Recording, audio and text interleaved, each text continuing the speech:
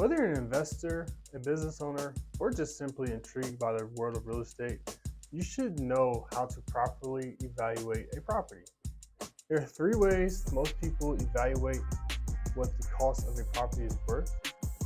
They are the sales comparison approach, the income approach, and the cost approach. The sales comparable approach is one of the most commonly seen and used in real estate industry. This method assumes that prior sales of similar properties provide the best indication of a property's value. For this method, investors leverage commercial real estate comps within their proprietary database or in a third-party database. It's traditionally used for residential real estate, but it can be used for commercial properties as well, mostly raw land developments or vacant buildings. Even within the same market and asset classes, recently sold properties don't always mirror prospective deals, especially when the sale is more than a few years old. To ensure that one outlying data point won't provide misleading information, investors typically consider at least 3 sales. Now you're probably wondering, if I don't use sales comparable for commercial properties, then how do I determine the value of the property? The income approach is a widely used method in valuing commercial property that focuses on the property's income generating potential as a primary factor in determining its value. This approach is particularly relevant for income producing properties such as office buildings, retail centers, and apartments. The fundamental principle behind the income approach is that the value of the property is directly influenced by the income it can generate. The higher the income potential, the higher the property's value. This approach is based on the concept of capitalizing the property's net operating income, or NOI, to arrive at its estimated value.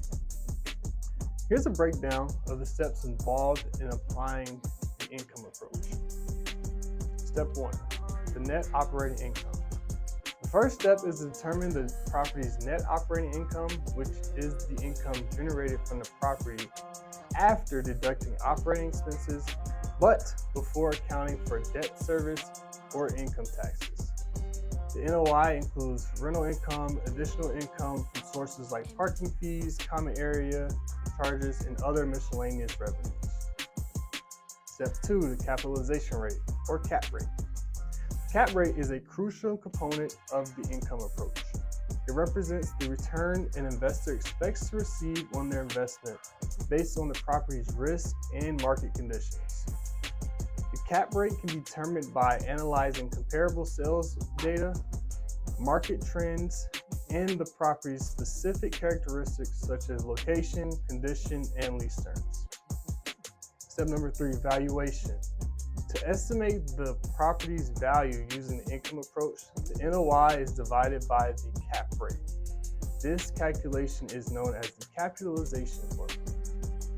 Value equals net operating income divided by the capitalization rate, or cap rate. The resulting value represents an estimate of the property's worth based on its income potential. It's important to note that the income approach assumes a stable and sustainable income stream over time. It may not be suitable for the properties with irregular or unpredictable income patterns, or those with significant potential for redevelopment or change of use. The income approach is often used in conjunction with other valuation methods such as the sales comparable and the cost approach to provide a more comprehensive assessment of the commercial property's value. By considering multiple approaches, appraisers and investors can gain a well-rounded understanding of the property's worth and make informed decisions regarding the purchase, sale, or investment potential. If you're curious and want to learn more about commercial real estate or about these different types of valuation methods, please reach out to me at 702-232-0179. Look forward to meeting with you again.